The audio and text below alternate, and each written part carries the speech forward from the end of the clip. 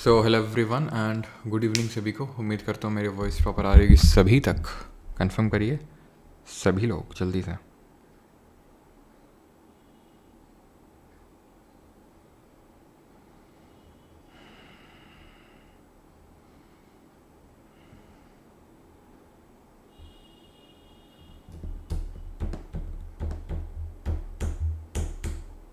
सभी लोग जल्दी से।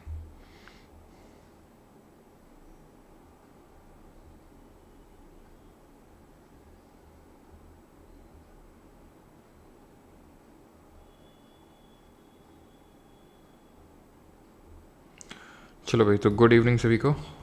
स्टार्ट किया जाए क्लास को। ओके, वॉइस क्लियर है। ऑल राइट, एक सेकेंड।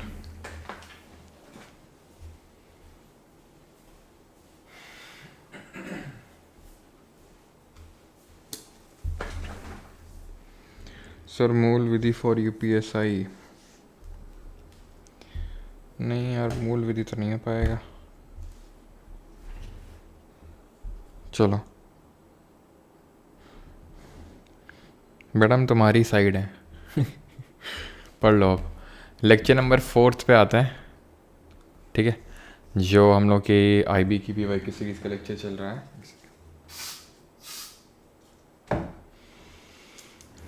ठीक है, तो पहला क्वेश्चन ये रहा आपकी स्क्रीन पे, and that is as per the preamble of constitution, Indian constitution, India is a country which have which of the following nature और फीचर। किस तरह का नेचर है, फीचर इंडियन कॉन्स्टिट्यूशन का? सॉवरेन सोशलिस्ट ओनली या फिर sovereign socialist secular democratic republic? किस तरह का है? बहुत बेसिक सा, बहुत आसान सा क्वेश्चन है। हमें पता है कि जो हमारा प्रीएम्बल है उसके 4 कंपोनेंट्स हैं। पहला, एक तो सोर्स ऑफ पावर, यहाँ से हमें पता चलती है कि इसके शक्ति की स्रोत क्या है, विद पीपल ऑफ इंडिया, यानी कि अपनी पावर को कॉन्स्टिट्यूशन जो है वो पीपल ऑफ इंडिया से डिराइव करता है। ये जो लिखा हुआ है that is sovereign socialist secular democratic Republic, ये कॉन्स्टिट्यूशन के नेचर को बताता है। और जो जस्टिस, लिबर्टी, इक्वलिटी, फ्रैटर्निटी है, ये इसके ऑब्जेक्टिव्स को बताता है। एंड ये date of adoption of constitution को बताता है, date of adoption of constitution. तो 4 चीज़ें हमें पता चलती हैं प्रीएम्बल से। प्रीएम्बल की अगर बात करेंगे तो ये ऑब्जेक्टिव रेजोल्यूशन से एक तरह से डिराइव हुआ है, लेकिन ऑब्जेक्टिव रेजोल्यूशन नहीं है, ये ध्यान रखना होता है हमें चीज़ को। ऑब्जेक्टिव रेजोल्यूशन की अगर बात करेंगे 13 दिसंबर 1946 को इसको प्रेजेंट किया गया था in the constituent assembly bye home, संविधान सभा में। इसको किसके द्वारा पेश किया गया था ये आपको बताना है। इसको फाइनली अडॉप्ट किया गया था बाई कॉन्स्टिट्यूएंट असेंबली ऑन 22 जनवरी 1947, ठीक है। एंड इसको प्रेजेंट किया गया था भाई Jawaharlal Nehru. Okay, then preamble जो है हमारा, जब पूरा कॉन्स्टिट्यूशन बन के तैयार हो गया था उसके बाद बना था। तो ऑब्जेक्टिव रेजोल्यूशन से रिलेट मत कर देना कि प्रीएम्बल को अडॉप्ट किया गया था 22 जनवरी 1947 को, ऐसा नहीं, वो ऑब्जेक्टिव रेजोल्यूशन था। प्रीएम्बल को हम समरी ऑफ कॉन्स्टिट्यूशन बोलते हैं। It is the summary of constitution. इसको हम आईडी कार्ड बोलते हैं। किसने बोला था आईडी कार्ड? आईडी कार्ड किसने बोला था या बताइए कमेंट में। तो समरी बोलते हैं, आईडी कार्ड बोलते हैं, पॉलिटिकल हॉरोस्कोप भी बोलते हैं। ये किसने बोला था? Political horoscope. तो आईडी कार्ड एन ए पालखी वाला ने बोला था, ठीक है। एंड पॉलिटिकल हॉरोस्कोप की अगर बात करेंगे के.एम. मुंशी। के.एम. मुंशी की अगर बात करेंगे तो बिजनेस एडवाइजरी जो कमेटी है उसके चेयरमैन थे, एंड प्लस ड्राफ्टिंग कमेटी के वन ऑफ द मेंबर भी थे। यहाँ में ये नोट करना होता है कि जस्टिस यहाँ पे 3 तरीके का दिया होता है, सोशल, इकोनॉमिक, पॉलिटिकल। लिबर्टी 5 तरह की, thought, expression, belief, faith and worship. Equality 2 तरह की, स्टेटस एंड अपॉर्चुनिटी। और फ्रैटर्निटी सिर्फ एक ही तरह की है। लिबर्टी, इक्वालिटी और फ्रैटर्निटी की जो प्रिंसिपल्स हैं इनको हमने लिया किस कंट्री के कॉन्स्टिट्यूशन से, जरा बताइए, या फिर कहाँ से डिराइव्ड है, और जस्टिस के प्रिंसिपल्स कहाँ से डिराइव्ड है। तो लिबर्टी, इक्वालिटी, फ्रैटर्निटी की अगर बात करेंगे तो फ्रेंच रेवोल्यूशन से डिराइव्ड है, वहाँ से निकल के आए हैं टर्म्स। और जस्टिस की अगर बात करेंगे तो यूएसएसआर, जो अर्स्टवाइल रशिया है, ठीक। And date of adoption of constitution आपको बताइए 26 जनवरी 1949, जिस दिन हम क्या मनाते हैं? संविधान दिवस, यानी कि कॉन्स्टिट्यूशन डे मनाते हैं। संविधान हत्या दिवस किस दिन अनाउंस किया था गवर्नमेंट ने सेलिब्रेट करने के लिए? रिपब्लिक का मतलब क्या होता है? रिपब्लिक का मतलब होता है जहाँ पर हेड ऑफ स्टेट कैसा हो? इलेक्टेड हो। तो सोवरेन सोशलिस्ट ओनली नहीं है, सोवरेन भी है, सोशलिस्ट भी है, सेकुलर भी है, डेमोक्रेटिक भी है, रिपब्लिक है। ऑप्शन नंबर 1, 2, ओनली 2 सही होगा। प्रीएम्बल को अमेंड कर सकते हैं, नहीं कर सकते हैं, बताइए जल्दी से। इसको लेके कौन से केसेस हैं? तो क्या मैंने पूछा, कुछ तो पूछा था, मैं खुद ही भूल गया। खैर, तो प्रीएम्बल की अगर बात करेंगे तो प्रीएम्बल, ध्यान रखना, is a part of constitution. ये बात उठ के आई थी कुछ केसेस में। तो एक तो केस हुआ था बेरूबारी यूनियन केस 1960 में, उसमें सुप्रीम कोर्ट ने मना कर दिया कि ये संविधान का हिस्सा नहीं है, इसको संशोधित यानी कि इसको अमेंड नहीं किया जा सकता है। लेकिन बाद में केशवानंदा भारती केस हुआ KBC 1973 में, उसमें सुप्रीम कोर्ट ने बोला नहीं, it is a part of constitution and hence it can be amended, और इस चीज़ को रीअफर्म भी किया गया LIC जो केस हुआ था उसमें। अब प्रियम्बल को क्योंकि पार्ट है अमेंड किया जा सकता है, तो इसको अमेंड किया भी गया है। कितनी बार अमेंड किया गया है? ओनली वंस, सिर्फ एक बार ही इसको अमेंड किया गया है, and that too in the year 1976 42nd amendment के थ्रू 3 वर्ड्स को जोड़ा गया था। वो 3 वर्ड्स क्या थे आप कमेंट में जल्दी से बताइए। प्लस ये जो प्रियम्बल है हमने किस कंट्री के कॉन्स्टिट्यूशन से बोरो किया है ये भी आप बताने का प्रयास करिए। तो अगर हम बात करेंगे 3 वर्ड्स कौन से हैं यहाँ पर, तो सोशलिस्ट है, बेसिक फ्रेमवर्क में संशोधन नहीं कर सकते हैं, हाँ मतलब बेसिक स्ट्रक्चर को वो नहीं कर सकते हैं, अमेंड नहीं कर सकते हैं, ठीक है। सोशलिस्ट है, सेक्युलर है एंड इंटेग्रिटी है। इन 3 वर्ड्स को जोड़ा गया, socialist, secular and integrity, okay. तो these 3 words have been added in the preamble through 42nd amendment, and preamble has been borrowed from the constitution of USA.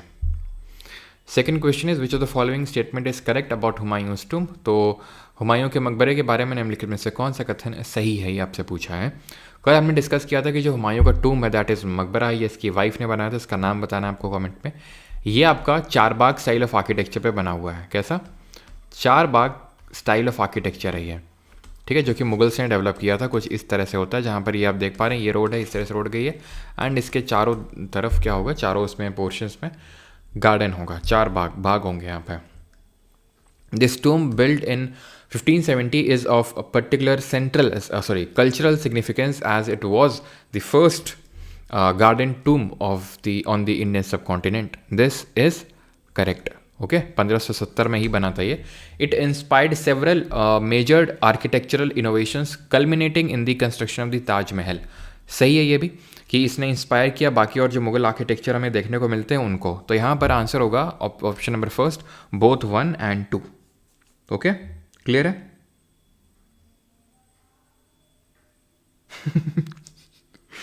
बात तो सही है विक्रम मंडल। चलो, सिलेक्शन सबका नहीं होता ना, इसीलिए। विच of the following statement is correct about natural resources? प्राकृतिक संसाधनों के बारे में निम्नलिखित में से कौन सा कथन सही है? बताओ जल्दी से, कौन सा कथन सही है? Resources that are drawn from nature and used without much modifications are called as natural resources. बिल्कुल बात सही है, नेचर से आप निकालोगे तो नेचुरल रिसोर्सेज ही होंगे। 2 तरह के होते हैं, एक तो रेन्यूएबल और नॉन रेन्यूएबल। रेन्यूएबल होते हैं जिनको हम बार बार यूज़ कर सकते हैं, इनका अपॉर्चुनिटी कॉस्ट, जो आज हमने इकोनॉमिक्स के लेक्चर में देखा था, अपॉर्चुनिटी कॉस्ट क्या होता है बताओ? दी cost of the next best alternative which is for given, ठीक है। तो अपॉर्चुनिटी कॉस्ट 0 होती है। जैसे फॉर एग्जांपल अगर हम देखें सनलाइट हो गया, विंड हो गया, इनकी अपॉर्चुनिटी कॉस्ट 0 होती है। नॉन रेन्यूएबल जो रिसोर्सेज होते हैं उनको हम बार बार रीयूज़ नहीं कर सकते हैं। रेन्यूएबल में जैसे हमारे क्या आते हैं, जैसे कि सनलाइट हो गई जो उससे एनर्जी बना रहे हैं, विंड से जो एनर्जी बना रहे हैं वो आपका है। नॉन रेन्यूएबल में क्या आ जाएगा, ठीक है, या फिर इसमें नॉन रेन्यूएबल में अगर क्या बात करेंगे तो आ जाएगा इसमें आपका थर्मल एनर्जी। कैसे बनाते हैं? कोयले से बनाते हैं। It is a limited resource. तो जो हम लिमिटेड रिसोर्स से बना रहे हैं चीज़ को, वो आपका नॉन रेन्यूएबल में आएगा। जो अनलिमिटेड से इस तरह से बना रहे हो आपका रेन्यूएबल उसमें आएगा, ठीक है। तो आंसर यहाँ पे क्या होगा? Answer would be option number 4, both 1 and 2 दोनों ही सही है यहाँ पे। ओके, यहाँ पर आप रिकॉल कर सकते हैं कन्वेंशनल एंड नॉन कन्वेंशनल जो सोर्सेज ऑफ एनर्जी होते हैं। जनरली जो आपको रेन्यूएबल सोर्सेज ऑफ एनर्जी हैं, जैसे मैंने विंड बोला, जैसे कि मैंने विंड बोला, सन जो सन से सोलर एनर्जी है, ठीक है, ये जितनी भी एनर्जी है जो भी रेन्यूएबल है वो नॉन कन्वेंशनल है। मतलब कन्वेंशनल का मतलब है जो बहुत ही पुराने ज़माने से, बहुत ही पहले से यूज़ होते चले आ रहे हैं। नॉन कन्वेंशनल जो अभी रिसेंट में ट्रेंड में आए हैं, तो जनरली वो रेन्यूएबल ही हैं, ठीक है। लेकिन यहाँ पर एक कोट करने वाली चीज़ है, एंड दैट इज़ वो नॉन कन्वेंशनल में भी ही आती है, बट वो नॉन रेन्यूएबल होता है, and that is nuclear energy. Nuclear energy ये नॉन कन्वेंशनल है, ठीक है, या फिर अनकन्वेंशनल है, but it is a non renewable form of energy because limited है। अब हम इसमें किससे एनर्जी बनाते हैं? न्यूक्लियर एनर्जी से। न्यूक्लियर एनर्जी अगर हम देखें, जिसको एटॉमिक एनर्जी भी बोलते हैं, तो वहाँ पर हम यूरेनियम को as a generally fuel use करते हैं, और भी यूज़ कर सकते हैं प्लैटिनम को, थोरियम को, बट मेजरली यूरेनियम को ये भी करेंटली यूज़ करते हैं। तो वो एक क्या है वो, एक लिमिटेड रिसोर्स है। अच्छा ये बताओ कौन सी सैंड होती है जहाँ पे आपको थोरियम देखने को मिलता है, कौन सी सैंड होती है? In which order did the following dynasties rule over Delhi? Sayyid, Lodi, Tughlaq या फिर खिलजी? ऑर्डर में लगाना है आपको। तो यार बहुत आसान है, इस तरह से हम याद करते हैं कि सख्त सा लौंडा, हाँ क्यों सख्त सा लौंडा, इस तरह से याद करते हैं हम लोग इसको। तो ये है आपका स्लेव डायनेस्टी, ये है आपका खिलजी डायनेस्टी, ये है आपका तुगलक डायनेस्टी, ये है सैयद डायनेस्टी और ये है लोधी डायनेस्टी। स्लेव की अगर बात करेंगे तो 1206 से लेके 1290 तक रही, ठीक है। खिलजी की अगर बात करेंगे 1290 से लेके 1320 तक रही। तुगलक की अगर बात करेंगे 1320 से लेके 1413 के, तो कहीं पे 1414 देखने को मिलेगा। ये 1414 से लेके 1451 तक रहा, ठीक है, 1451 तक। एंड ये 1451 से लेके 1526 till the first battle of Panipat तक रहा, ठीक है। तो बहुत आसान है, 4 आएगा, देन उसके बाद 3 आएगा, देन उसके बाद 1 आएगा, देन 2 आएगा, 4 3 1 2, ऑप्शन नंबर 2। ओके क्लियर है, आसान क्वेश्चन है। थोरियम जो है उसके सैंड में मिलती है मोनाजाइट सैंड, ठीक है। चलो फिफ्थ क्वेश्चन है, Delhi first became the capital of a kingdom under हुम? दिल्ली पहली बार किसके अधीन, किसी राज्य की राजधानी बनी थी? तो दिल्ली आपको ये भी पता होना चाहिए कि टोटल 7 सिटीज से मिलकर दिल्ली बनी है, पता है आपको क्यों? मोनालिसा, अच्छा सर IB क्या TCS करवाएगा? Please answer. बिल्कुल IB आपका TCS ही करवाएगा, ओके। तो सबसे पहले ये तोमर राजपूत के तहत, जिनके फाउंडर कौन थे, अंगपाल तोमर, इनके तहत दिल्ली जो है कैपिटल बनी थी। देन आई थी चौहान्स के अंडर में, देन आई थी स्लेव डायनेस्टी के अंडर में, देन आई थी मुगल्स के अंडर में, ठीक, ओके। देन ब्रिटिशर्स ने उसको 1912 में फिर से दिल्ली को कैपिटल बनाया था, याद है आपको? 1911 में अनाउंसमेंट करी तो 1912 में वो कैपिटल बनी थी, ओके। तो ये चीज़ पता होना चाहिए। अच्छा ये बताओ कि सेकंड सिटी ऑफ दिल्ली कौन सी है? सेकंड सिटी ऑफ दिल्ली, और उसको किसने बनवाया था? ठीक है, चौहान में आपको पता है पृथ्वीराज चौहान, या फिर जिनको पृथ्वीराज दी थर्ड के नाम से जानते हैं। तो फर्स्ट बैटल ऑफ तराइन 1191, जिसमें कि उन्होंने हराया मोहम्मद गौरी को, लेकिन फिर दूसरे बैटल ऑफ तराइन 1192 में हार गए मोहम्मद गौरी से। फिर 1194 में मोहम्मद गौरी ने बैटल ऑफ चंदावर में राजा जयचंद को हराया, जो गढ़वाल राजपूत रूलर थे, ठीक है, उनको हराया। देन उसके बाद उसके एक स्लेव कुतुबुद्दीन ऐबक ने नींव रखी स्लेव डायनेस्टी की, कहाँ पर? दिल्ली में। बाकी और भी उसके स्लेव थे, जैसे बख्तियार खिलजी जिसने नालंदा जलाई, ठीक है, लेकिन मेन था Qutubuddin Aibak. Second city of Delhi है आपकी सिरी। हे सिरी, एक्टिव हो गए, काम कुछ नहीं करेंगे, एक्टिव तुरंत हो जाएंगे, ठीक है। तो इसको अलाउद्दीन खिलजी ने जो है इस्टेब्लिश किया था, बनाया था। Hey Siri, do you know मी?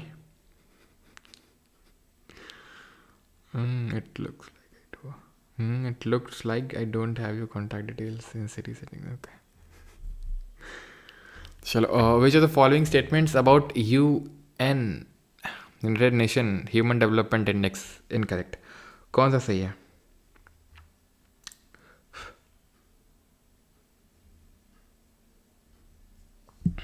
चलो भाई, सर वो ग्रुप में किसी सीनियर को बोलिए ना गाइड कर दें IBA के लिए, I need help and guidance. Okay ठीक है, ठीक है।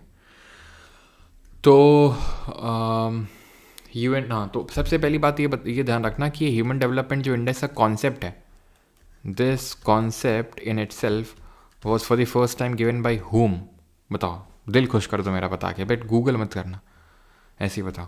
HDI is the harmonic mean of normalized indices. Hint देता हूँ, पाकिस्तानी था वो, कोई M से नाम शुरू होता है उसका। अब बताओ, for each of 3 dimensions, 3 dimensions क्या होते हैं इसमें? शी, standard of living, health and education, ये 3 डायमेंशंस होते हैं, 10 इंडिकेटर्स होते हैं। The health dimension is assessed by life expectancy at birth, yes. Education dimension is measured by mean of years of schooling for adult age 21 years and more. भाई education में 21 साल है, उससे ऊपर नहीं, उसके नीचे वो वालों को देखते हैं। तो ये तीसरा वाला गलत हो जाएगा, ये गया, ये गया, 2 अपने आप सही हो गया, 2 अपने आप से। पहला अच्छा होता है, देखो देखना, the standard of living dimension is measured by gross national income per capita.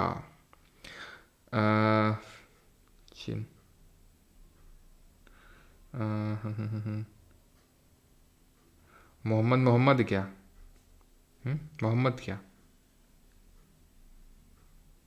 Mahbubul हक,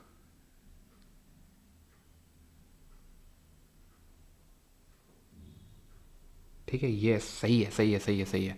महबूबुल हक और अहमद सेन जो इंडिया से थे। यू शुड नो कि Ahmad Sen was the first Indian economist to receive a Nobel. Economist की बात कर रहा हूँ, इकोनॉमिक्स के लिए नोबेल मिला था 1998 में। ठीक है, और उसके बाद आपको पता है कि अभिजीत बनर्जी और उनकी वाइफ ईस्टर डुफ्लो को मिला था, वो सेकंड इंडियन बने। उनको कब मिला था, किस ईयर में आपको बताना है। मोहम्मद रिजवान, ये भी सही था। ये क्वेश्चन पूछता है महबूबुल हक और अहमद सेन के साथ मिलके, बट महबूबुल हक का इसमें मेन की रोल था, तो इसलिए उनका नाम वो कंसिडर किया जाता है। ठीक है, ओके, ऑलराइट, चलो आगे बढ़े। अगला क्वेश्चन है 7th, हिंदी में यार दिखाई नहीं पाता हूँ मैं। Match the following dams and on which they are build up. किस डैम में बने वो उसके साथ इनको मैच करना है आपको जल्दी से। चलो सर, अच्छा पिछले का आंसर नहीं बताया क्या, एक सेकेंड। अच्छा अच्छा अच्छा, ठीक। तो इसका आंसर ध्यान रखना, एक सेकेंड एक सेकेंड एक सेकेंड एक second. That day is the harmonic mean, ये तो पहला वाला तो सही है, पहला तो सही है, पहला तो, एक सेकेंड। भाई तीसरा तो यार इसमें गलत है। ओके ओके, वो इनकरेक्ट ही तो पूछा है, इनकरेक्ट पूछा है, इनकरेक्ट पूछा है, इनकरेक्ट पूछा है, मतलब पता है क्या हुआ, ये और ये नहीं हो सकता है, 3 तो हो के ही रहेगा, 2 सही है, तो 2 तो वैसे भी खैर एलिमेंट है। 1 और 4 में कौन सा देखते हैं, 1 और 4 में 4 तो सही है। The standard of living dimension is measured by gross national income per capita, ये सही है। तो दूसरा सही है, चौथा सही है, तो पहला और तीसरा आंसर हो जाएगा ऑप्शन नंबर 3। ओके, इनकरेक्ट पूछा था। जोजवा dam, Ravishankar dam, Ukai dam और बाणसुरा सागर डैम। उकाई सबको पता है तापी में, जुजावा गुजरात में है और ये नर्मदा रिवर पे है। जुजावा गुजरात में और नर्मदा पे है।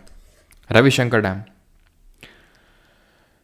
इसको गंगरेल डैम के नाम से भी जानते हैं। गंगरेल डैम कहाँ पे लोकेटेड है, ये कहाँ पे, छत्तीसगढ़ में। कौन सी रिवर में, छत्तीसगढ़ में कौन सी रिवर होगी बताओ, ये रही नहीं अभी, ये रही नहीं। काबिनी और उसमें कौन सी हुई, काबिनी, नी और ती किसके नाम पे एंड में रहता है, जो कावेरी की ट्रिब्यूटरीज हैं, जो कावेरी की रिवर की ट्रिब्यूटरीज हैं उनके नाम में या तो नी या ती देखने को मिलता है। ठीक है, नी या ती। काबिनी, भवानी, हेमवती, इंद्रवती, इंद्रवती नहीं है, अमरावती है। ठीक है, ध्यान रखना, काबिनी, भवानी, अमरावती, ठीक है, और हेमवती। इंद्रवती जो होती है वो गोदावरी की ट्रिब्यूटरी है, ध्यान रखना है आपको। ठीक है, तो काबिनी कावेरी की ट्रिब्यूटरी। अब कावेरी छत्तीसगढ़ में तो फ्लो हो नहीं रही होगी, तो यहाँ पर आप किसको मार्क करेंगे, महानदी। महानदी में आपको पता है कि लॉन्गेस्ट डैम इंडिया का दैट इज़ हीराकुड, जो कि छत्तीसगढ़ में ही लोकेटेड है। सॉरी, वो तो उड़ीसा में लोकेटेड है, छत्तीसगढ़ से निकलती है आपकी जो महानदी है, सिहावा पहाड़ी है छत्तीसगढ़ की, वहाँ से। ठीक है, सिहावा हिल से निकलती है। देन बाणसुरा सागर डैम अब बच गया, कौन सा बच गई, आपकी काबिनी रिवर। ये आपका केरला में डैम पड़ता है, CDBA, option number 3। Okay, 8। Buddha got enlightenment under which of the following tree. तो बुद्ध को निम्नलिखित में से किस वृक्ष के नीचे ज्ञान की प्राप्ति हुई थी। आम का पेड़ था, साल ट्री के नीचे जो है उनको मिली थी, किनको, जो हमारे महावीर जी थे, जो 24वें तीर्थंकर थे, वर्धमान महावीर जी, उनको मिली थी साल ट्री के नीचे। इनको जो है पीपल पेड़ के नीचे मिली थी, जिसका नाम क्या पड़ गया, बोधि ट्री पड़ गया। ठीक है, जल्दी से इसको मैच कर दो, 1 2 3 4 3 2 1 4 जो भी है, मैच करके लिखो कमेंट में जल्दी से। सर स्टेनो में जीके में कुछ लोग परफेक्ट स्कोर लाए हैं, पता नहीं यार कैसे लाए हैं, जो भी है भगवान जाने और SSC जाने। चलो, तो बर्थ जो है, जन्म कहाँ हुआ था, लुम्बिनी नेपाल में हुआ था 563 BC में। देन एनलाइटनमेंट बोधि ट्री के नीचे बोध गया में हुआ। फर्स्ट उपदेश जो सरमन है, फर्स्ट सरमन कहाँ पे दिया इन्होंने, तो सारनाथ में जो डियर पार्क है, कहाँ पे, सारनाथ में जो डियर, लिख नहीं रहा भाई, डियर पार्क में। ठीक है, और महापरिनिर्वाण क्या है, एनलाइटनमेंट को क्या बोलते हैं, निर्वाण, और महापरिनिर्वाण क्या है, डेथ को बोलते हैं महापरिनिर्वाण। कहाँ पर हुई, खुशी खुशी उन्होंने अपने प्राण त्याग दिए, दैट इज कुशीनगर में हुई। तो 1 3 2 4 1 आंसर हो जाएगा। ठीक, इसको लोटस से रिप्रेजेंट करते हैं। एंड एनलाइटनमेंट को अगर हम बात करें तो बोधि ट्री से रिप्रेजेंट करते हैं। इसको धम्म चक्र प्रवर्तन बोलते हैं, फर्स्ट सरमन को धम्म चक्र प्रवर्तन, turning the wheel of law, and इसको हम व्हील से रिप्रेजेंट करते हैं। एंड महापरिनिर्वाण को, दैट इज डेथ को, स्तूपा से रिप्रेजेंट करते हैं। Simple. Rights pertaining to the stages of life are called as sanskar. Match the sanskar list 1 with list 2। Meenu Singh ji, it depends कि आप किस पीसेस की बात कर रही हैं, बिकॉज इससे मैं अगर यूपी पीसेस की बात करूँ तो काफ़ी हद तक है, लेकिन आप किस पीसेस की बात करें वो डिपेंड करता है state to state. Firstly, secondly ये चीज़ है कि स्टेट स्पेसिफिक जो चीज़ आती है वो तो उसमें नहीं होगी, स्टेट स्पेसिफिक आपको अलग से पढ़ना पड़ेगा। बाकी जो पॉलिटी, ज्योग्राफी, हिस्ट्री सा वाला कॉम्पोनेंट है वो आपका काफ़ी हद तक कवर हो जाएगा। ठीक है, तो निष्क्रमणम की अगर बात करें, taking the child out of the house so that it may see the sun. ठीक है, डी होगा इसका।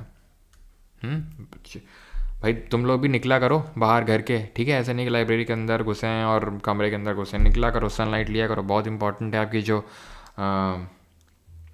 सर्केडियन रिदम है, दैट इज़ जो स्लीप साइकिल है, उसको मेंटेन रखने के लिए। ठीक है, चूड़ाकर्णम, चूड़ाकर्णम क्या होता है? It is rite of the tonsure ceremony. ठीक है, राइट ऑफ, ये हिंदी में आपको दिख जाएगा यहाँ, ये कुछ, अच्छा हिंदी में नहीं है क्या, चलो कोई नहीं। ठीक, देन विद्यारंभम, विद्यारंभम क्या होगा? विद्यारंभम होगा, it is done at the beginning of sacred thread ceremony, जो सेक्रेड थ्रेड सेरेमनी होती है। और उपनयनम क्या होता है? उपनयनम होता है to begin with the life of study, पढ़ाई वढ़ाई चालू कर दो, DBAC। ठीक है, DBAC option number first. Okay, moving on towards the next one, and this is which of the following statements about the Chief Election Commission are correct? Golden Jubilee 2001 में celebrate, पढ़ो जल्दी से और करो इसका।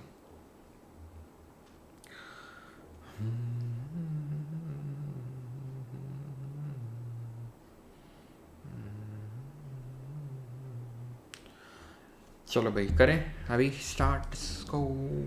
चलो, तो गोल्डन जुबली 2001 में मनाई। गोल्डन जुबली क्या होता है, कब मनाई जाती है? जब 50 साल पूरे हो जाते हैं, जब 50 ईयर्स पूरे हो जाते हैं। It currently consist of chief election commissioner and 2 other election commissioners. बिल्कुल सही है। अगर ये बिल्कुल सही है तो ये तो होगा नहीं। ओके, अगर 2 सही है तो पहला वाला गया। For the first time 2 additional commissioners were appointed in 1993। बिल्कुल सरासर गलत बात है। हमें पता है 1988 में 61st अमेंडमेंट हुआ था, जिससे कि वोटिंग एज को 21 से 18 किया गया था, जिसकी वजह से काम बढ़ा था। और 1989 में इसकी स्ट्रेंथ को 1 से 3 किया गया था। नहीं, पहले एक चीफ इलेक्शन कमिश्नर ही होता था, देन उसके बाद 2 और इलेक्शन कमिश्नर्स को ऐड किया गया था। तो इस चीज़ को ध्यान रखना है आपको। क्लियर? तीसरा हो नहीं सकता है, तीसरा तो हो नहीं सकता है, तो ये भी गया। पहला अपने आप सही हो गया है, दूसरा अपने आप, वो तो खैर हमने कर ही लिया था, चौथे को देखना है। The president appoints chief election commissioner, सही है, एंड इलेक्शन कमिश्नर, सही है, and have tenure of 6 years और up to 65 years of age, whichever is earlier. बताइए सही है कि नहीं? बिल्कुल सही है। अब चीफ इलेक्शन कमिश्नर को अगर हमें हटाना होता है तो वो कैसे हटता है? तो चीफ इलेक्शन कमिश्नर को हटाने के लिए जैसे सुप्रीम कोर्ट का जज हटता है, यानी कि पार्लियामेंट में रेजोल्यूशन पास होगा, देन उसके बाद प्रेसिडेंट आएगा, वैसे ही हटता है। लेकिन अगर इलेक्शन कमिश्नर्स की बात करें, जो 2 अदर इलेक्शन कमिश्नर्स हैं, वो प्रेसिडेंट ही हटाएगा। जैसे चीफ इलेक्शन कमिश्नर को प्रेसिडेंट ही हटाता है, लेकिन सुप्रीम कोर्ट का जिस तरह से जज हटता है उसी तरीके से। लेकिन इलेक्शन कमिश्नर्स को अगर बात करें, प्रेसिडेंट ही हटाएगा, लेकिन चीफ इलेक्शन कमिश्नर की एडवाइस पे हटाएगा। दोनों का रिमूवल प्रोसीजर अलग होता है। एंड कमेंट में आपको बताना है, देखो 1989 में पहली बार बने था, ये ध्यान रखना, ठीक है। कमेंट में आपको ये बताना है कि अभी करंट में चीफ इलेक्शन कमिश्नर कौन है, मुख्य चुनाव आयुक्त कौन है, और पहले कौन थे, फर्स्ट कौन थे? तो फर्स्ट तो आपको पता ही होगा, सुकुमार सेन थे। चलो, in the first phase of the Green Revolution, approximately mid-1960s up to mid-1970s, the use of high-yield variety seeds was restricted to the more affluent in which of the following states? ये यार हम multiple times कर चुके हैं। पंजाब और आंध्रा के जो effluent states थे वहाँ तक रिस्ट्रिक्टेड था। देन उसके बाद ये जो सेकेंड फेज था mid-1970s से 80s, इसको हमने थोड़ा सा और बाकी स्टेट्स में लेके गए। इसके डाउन साइड्स क्या थे, इसके नेगेटिव्स क्या थे? क्यों इसके अगर मैं नेगेटिव्स डिस्कस करूं तो क्या क्या थे नेगेटिव्स? तो पहला नेगेटिव तो मैं ये बोल सकता हूं कि ग्राउंड वाटर लेवल नीचे काफ़ी चला गया, ठीक है, ग्राउंड वाटर का लेवल काफ़ी नीचे चला गया, बहुत नीचे चला गया। दूसरा, सॉयल हेल्थ ख़राब हो गई, बहुत ज़्यादा एल्कलाइन हो गई सॉयल। उसके पीछे का रीज़न सब मैं ज़्यादा डेप्थ में नहीं जाने वाला हूँ, ठीक। प्लस जो marginal small and marginal farmers हैं उनके साथ बहुत बेकार हुआ, क्योंकि फार्मर्स के बीच की जो डिस्पैरिटी है, जो आप बोल सकते हैं डिफरेंस है पैसे का, वो बहुत बढ़ गया। जो अमीर किसान है वो और अमीर हो गया, जो गरीब है वो और गरीब हो गया। तो जो गरीब किसान है वो अमीर के अंडर में काम करने लगा। दैट मीन्स कि जो फार्मर के बीच की जो डिस्पैरिटी है वो काफ़ी ज़्यादा बढ़ गया। ठीक है, तो ये कुछ नेगेटिव सेंस के। विच of the following is correct financial year of India. तो फाइनेंशियल ईयर वित्तीय वर्ष क्या होता है? तो वित्तीय वर्ष हमें पता है 1 अप्रैल को शुरू होता है, 31 मार्च को ख़त्म हो जाता है। ठीक है, और फाइनेंशियल जितनी भी चीज़ें होती हैं, जैसे जो एनुअल फाइनेंशियल स्टेटमेंट होता है हमारा बजट, वो सब इसी पे काम करता है। ठीक है, करंट अफेयर कंपाइलेशन मिल जाएगा भाई, जल्दी मिल जाएगा। से पढ़ा हूँ उतना काफ़ी है, बिल्कुल काफ़ी है भाई दिल्ली पुलिस के लिए। ठीक है, 12th लेवल है एग्ज़ाम, तो ज़्यादा कोई टफ एग्ज़ाम नहीं आएगा। Jarawa tribes can be found majorly in which part of India. Jarawa जनजाति कहाँ मिलेंगी? तो ये आपको अंडमान निकोबार में देखने को मिलेंगे। जरावा हो गई, ओंगेज हो गई, ठीक है, सेंटिनलीज हो गई, ओंगेज, सेंटिनलीज, जरावा, अंडमानीज, शॉम्पेन, जितनी भी ट्राइब हैं ये सब आपको देखने को मिलेंगी। कहाँ पर? अंडमान एंड निकोबार में। और हमने पहले ही डिस्कस किया था कि सबसे बड़ी ट्राइब कौन सी है ट्राइबल कम्युनिटी, तो वो भील है, देन वो गोंड है, देन वो संथाल है। ये टॉप 3 हैं। भील कितने % है इंडियन कम्युनिटी का? कल ही बताया था, जल्दी बताओ। हाँ, लिस्ट 1 को लिस्ट 2 से मैच करना है यहाँ पे। Calcutta, Madras, Asiatic society of Bengal and Sanskrit college at Banaras. तो एशियाटिक सोसाइटी ऑफ बंगाल की अगर मैं बात करूँगा तो 1784 में विलियम जोन्स ने बनाया था। ठीक है, कैलकाटा मद्रास की अगर बात करेंगे, जो मदरसा है उसको वॉरेन हेस्टिंग ने, और संस्कृत कॉलेज एट बनारस आपको पता है 1791 में जोनाथन डंकन ने। तो 1 2 3 सही आंसर हो जाएगा। कॉमन आपको बताना है who established Hindu college at Calcutta and in which year. क्या क्वेश्चन पूछा था यहाँ पर आपसे?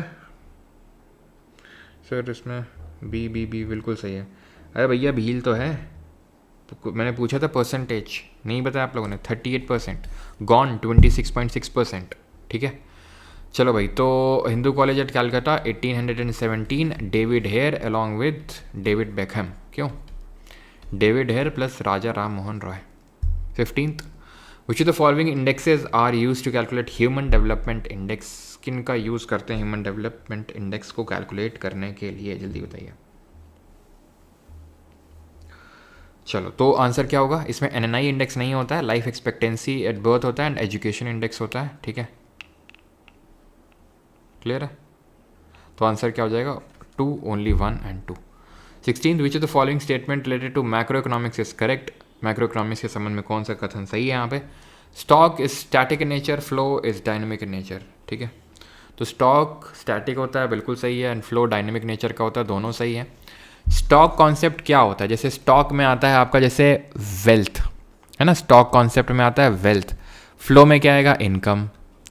ध्यान रखना, 2 तरह के जो कॉन्सेप्ट होते हैं इकोनॉमिक्स में। फ्लो जो होता है ये एक, स्टॉक जो होता है एक पॉइंट ऑफ टाइम पे निर्भर करता है। जो फ्लो होता है एक पीरियड ऑफ टाइम पे निर्भर करता है, पीरियड ऑफ टाइम पे। जैसे मैं बोलता हूँ मेरी इनकम है 30,000, तो भाई 30,000 क्या? तो 30,000 दिन में, हफ्ते में, महीने में, यानी कि पीरियड ऑफ टाइम स्पेसिफाई करना इज़ वेरी इंपॉर्टेंट। मेरी पूरी जो संपत्ति है वो 1 करोड़ की है। अब इसमें तो टाइम स्पेसिफाई करने की ज़रूरत है नहीं कि 1 दिन में है कि 1 महीने में है, कि भाई 1 करोड़ है बस पूरी वेल्थ। अब मेरी इनकम, जहाँ भी पीरियड ऑफ टाइम स्पेसिफाई करना ज़रूरी, that is a flow concept. जैसे फॉर एग्जाम्पल इफ़ आई से चेंज इन इन्वेंट्री। इन्वेंट्री क्या होती है पता है ना सभी को? जहाँ पर माल वाल सब रखा जाता है। जैसे कि एग्जांपल के तौर पे मान लो कि मैं टी-शर्ट का बिजनेस है, तो मेरी इन्वेंट्री होगी। ठीक है, इन्वेंट्री मतलब जितना इन्वेंट्री में सामान मेरा पड़ा होगा, जितना सामान बैकअप में पड़ा होगा, that is inventory.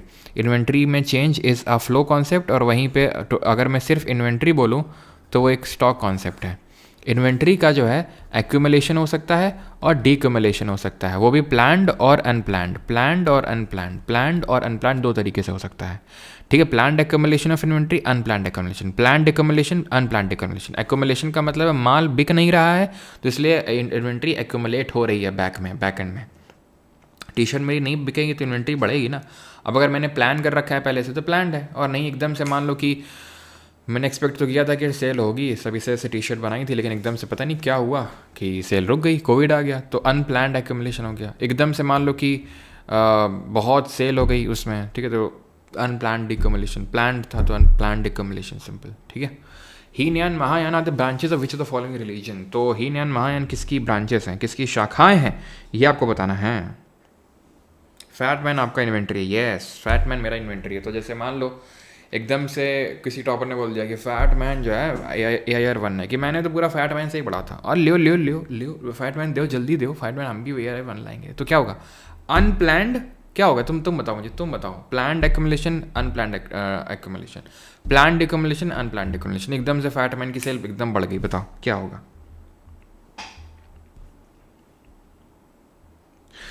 Buddhism, simple, हमें पता है कि 4 बुद्धिस्ट काउंसिल हुई थी, राजगिरी में पहली, वैशाली, देन पाटलिपुत्र, देन चौथी कुंडलवन कश्मीर में। इसको किसने पैटर्नाइज किया था, कनिष्क ने किया था, ठीक है। और इसी में ही 2 सेक्ट में बट गया था, हीनयान और महायान। हीनयान मतलब लेसर व्हीकल और महायान मतलब ग्रेटर व्हीकल। अनप्लान्ड, बिल्कुल अनप्लान्ड डिकम्युलेशन होगा, ठीक है, अनप्लान्ड डिकम्युलेशन ऑफ इन्वेंट्री होगा, एक्यूमुलेशन नहीं होगा भैया, खत्म हो रहा है माल, तो डिकम्युलेशन होगा। हीनयान जो है ये आइडल वर्शिप पे बिलीव करते हैं, आइडल वर्शिप पे, तो महायान नहीं करते होंगे आइडल वर्शिप पे, सिंपल है। ये बुद्धा को ह्यूमनली फॉर्म में वर्शिप करते हैं। महायान अगर बात करेंगे तो ये आइडल वर्शिप पे बिलीव करते हैं, ये करते हैं, और ये भगवान बुद्ध को एज अ डिवाइन फिगर देखते हैं, ठीक है। बोधिसत्व का कॉन्सेप्ट यहीं पे चलता है, बोधिसत्वा, ठीक है। महायान फॉर्म ऑफ बुद्धिज्म आपको चाइना, जापान, कोरिया यहाँ देखने को मिलेगा। हीनयान जो देखने को मिलेगा आपको श्रीलंका, कंबोडिया, लाओस, थाईलैंड, ये जो साउथ ईस्ट एशिया वाला पार्ट है वहाँ पे, ठीक है। तो ये अंतर ध्यान रखना है आपको। बोधिसत्व वो होते हैं, बोधिसत्व कौन होते हैं, बोधिसत्व वो होते हैं जो कि निर्वाण के पाथ में थे, ठीक है, बस निर्वाण उनको मिलने ही वाला था, लेकिन जैसे ही मिलने वाला था उन्होंने क्या किया, उस पाथ को गिव अप कर दिया, सो दैट कि वो दूसरे लोगों को एनलाइटन कर सकें, दूसरे लोगों को उस पाथ पे भेज सकें। जैसे कि पद्मपानी हैं, एक बोधिसत्व का नाम है, जैसे कि अमिताभ हैं। पद्मपानी की अगर बात करेंगे तो ये कंपैशन को दिखाते हैं। कैसे हमें पता चलता है कंपैशन को दिखाते हैं ये, तो ये ऐसे हमें पता चलता है कि इनके हाथ में हमें एक फूल दिखता है कमल का, ऐसा नहीं कि बीजेपी का प्रचार कर रहे हैं, ठीक है, वो कंपैशन का प्रचार कर रहे हैं, ठीक है। और अमिताभ जैसे इनको इनफाइनाइट लाइट बोलते हैं, क्योंकि रोशनी टाइप जल रही है, इनफाइनाइट लाइट, ओके। चलो 18th, India is a net exporter of iron and zinc ores, okay. India एक नेट एक्सपोर्टर है आयरन और जिंक ओर्स का, ठीक है। ये स्टेटमेंट तो आपका बिल्कुल सही है। अभी एसएससी में जो एडुक्विटी है उसने एक क्वेश्चन पूछा था, एंड वो क्वेश्चन ये था कि सबसे ज़्यादा इंडिया में कौन से पोर्ट से आयरन एक्सपोर्ट होता है, ये क्वेश्चन पूछा था उसने, बता दीजिए कौन सा पोर्ट है। Khetri copper belt in Rajasthan is significant copper producing region in India, yes सही है, खेतड़ी है राजस्थान में, और मलज खंड कहाँ पे है ज़रा बताओ। इसका आंसर होगा मरमगांव पोर्ट है जो गोवा का, मरमगांव पोर्ट, ठीक है, जो जुआरी रिवर है उसकी ईस्टवरी पे। हाँ, the majority of India's petroleum production comes from offshore fields in the bay of Bengal. हाँ, ऑफशोर प्रोडक्शन जो होता है bay of Bengal, bay of Bengal ये इंडिया में आपको पता है यहाँ पर है मुंबई हाई, और यहीं से मेजर पेट्रोल आता है मुंबई हाई, ठीक है, जो अपने अंबानी जी हैं दबा के पेट्रोल खींचते हैं यहीं से। ये बे ऑफ बंगाल नहीं, अरेबियन सी है, अरब सागर। तो तीसरा गया, ठीक है, तीसरा गया ना आपका, और दूसरा होके रहेगा, और दूसरा तो होके रहेगा, तो ये भी गया, 4 भी अपने आप सही हो गया, देखो चेक भी नहीं करना पड़ा। Zawar mines in Rajasthan are famous for the zinc and lead reserves, तो answer is option number 4th, because first वाला भी करेक्ट है। India is a net exporter of iron and zinc ores,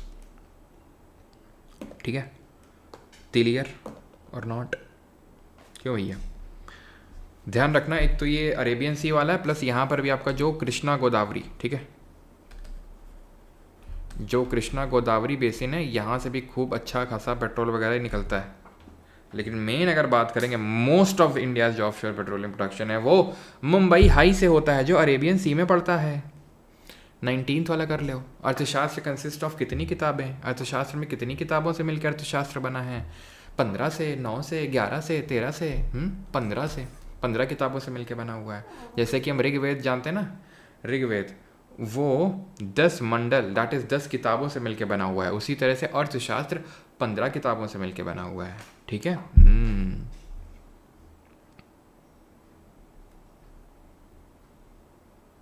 क्या चीज़? नहीं भैया, नेट एक्सपोर्टर ही है, ध्यान रखना। चलो, एंड दी लास्ट क्वेश्चन, और अर्थशास्त्र लिखी किसने थी जरा बताओ तो? Who wrote? और तो अर्थशास्त्र किसने लिखी थी? कौटिल्य ने। ठीक है, विष्णुगुप्त चाणक्य। ये अर्थशास्त्र ने इकोनॉमिक्स पे बेस्ड बुक नहीं बल्कि पॉलिटिक्स पे है। ठीक है, इकोनॉमिक्स पे बेस्ड नहीं है ये।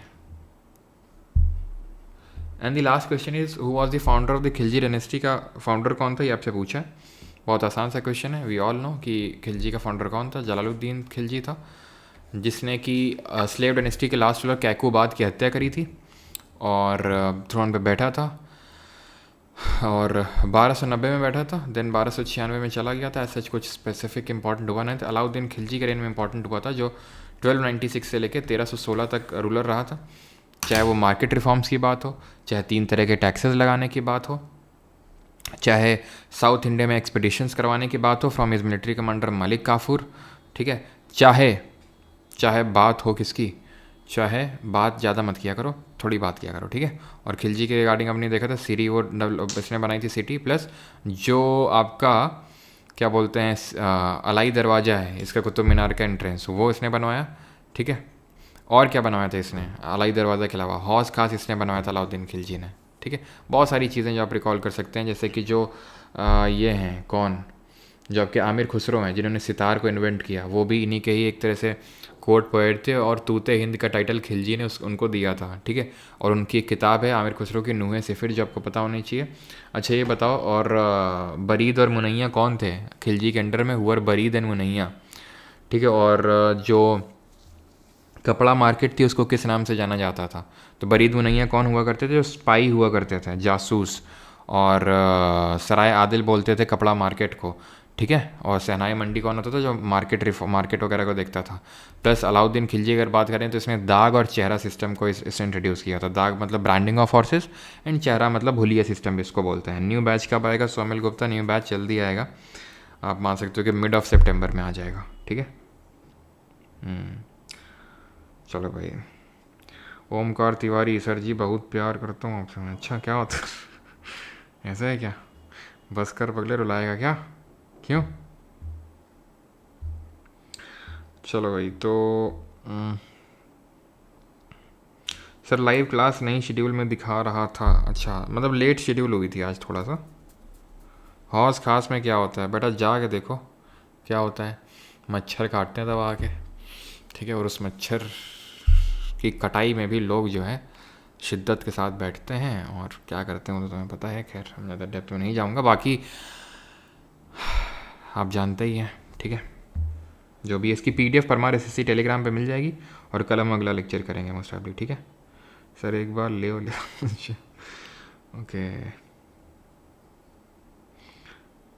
सर, आप हमारे हृदय में बसते हो। क्या बात कर रहे हैं शुल यार, तुम लोग तो रुलाओगे आज, क्यों? लाइक अलाउद्दीन, नहीं नहीं नहीं भाई, ईंट से ईंट नहीं बजाना है। ठीक है मास्टर साहब, चलते हैं। कहाँ जा रहे बेटा? इधर आओ।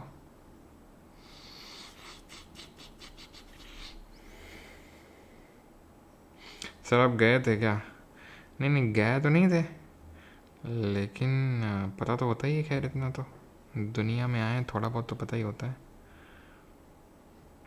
सर लाइब्रेरी में सब आपकी बुक से ही पढ़ रहे हैं, ये तो अच्छी बात है मुस्कान जी। सब पहला बैशाख बोल कर बताओ। सर क्या वर्कआउट के बाद अनुलोम विलोम मेडिटेशन परफॉर्म कर सकते हैं? बिल्कुल कर सकते हैं, बिल्कुल कर सकते हैं। ब्लड रेट, ब्लड सर्कुलेशन बढ़ता है तो और अच्छा रहता है, आपका ब्रीदिंग रेट बढ़ता है। ठीक है, तो और अच्छा रहता है, और अच्छा डीप ब्रीद मारते हो। ठीक है, चलो।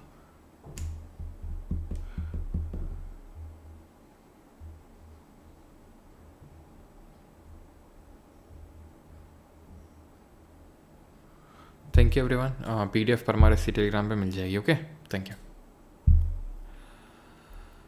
हमरा